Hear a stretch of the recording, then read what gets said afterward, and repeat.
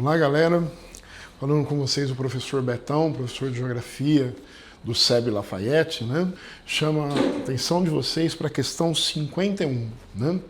A questão 51 envolve a doutrina Bush, a resposta dos Estados Unidos ao ataque do 11 de setembro, e a resposta dos Estados Unidos promoveu duas invasões em países situados no Oriente Médio, né?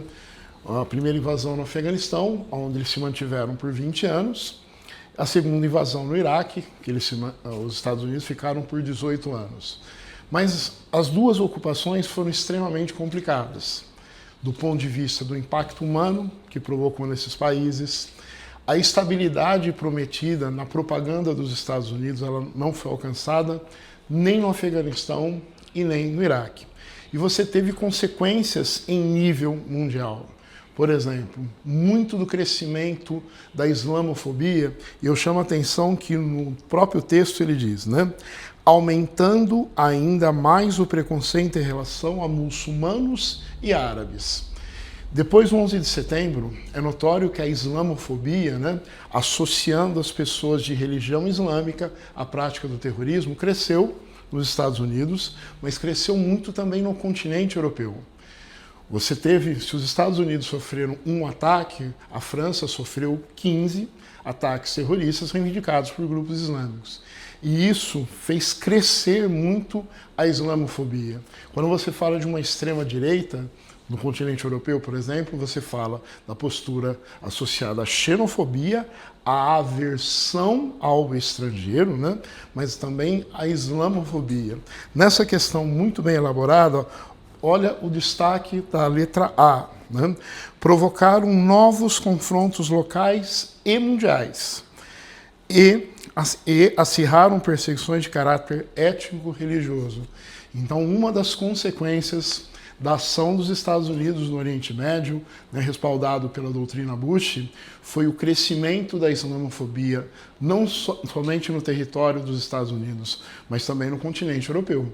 Então, uma questão muito bem feita de política internacional, a partir, né, do 11 de setembro, a reação dos Estados Unidos e as consequências da ação da maior potência global do planeta, né, em nível mundial. Eu chamo a atenção também para a questão 53, né? Na região das Guianas, aqui na América do Sul, esse ano foi muito destacado, né? A região de Essequibo.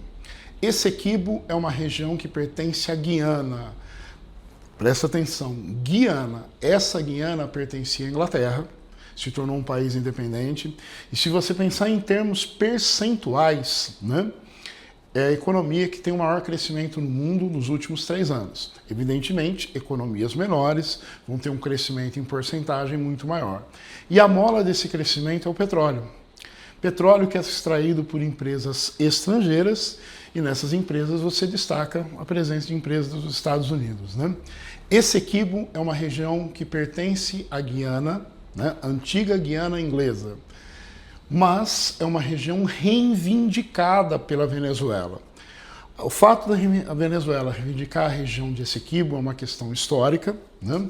Ela reivindica uma região que é rica em petróleo, onde você tem a presença de empresas estrangeiras, empresas dos Estados Unidos. E a relação entre Venezuela e Estados Unidos já é uma relação marcada por grande tensão entre os governos de Maduro e Donald Trump.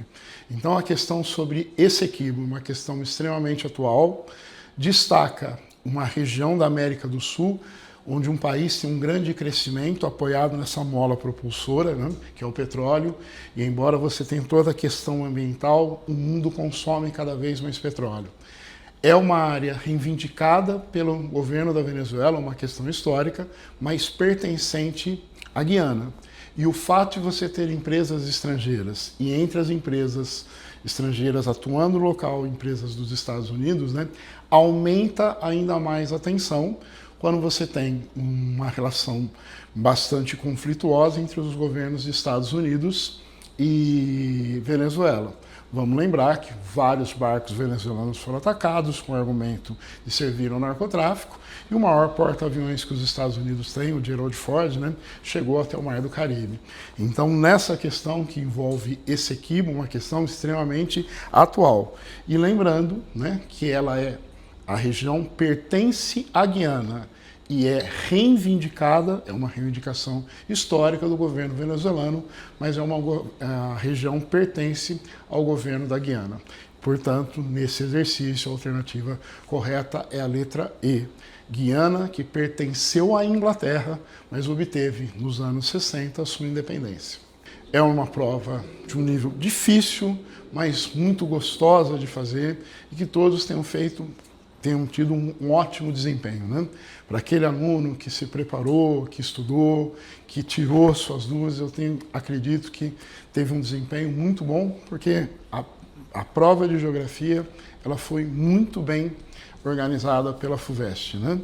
Como eu disse numa apresentação, o fato de você ter uma prova atual, com o uso de ferramentas como mapas, gráficos, sempre vai ajudar o aluno no seu desempenho.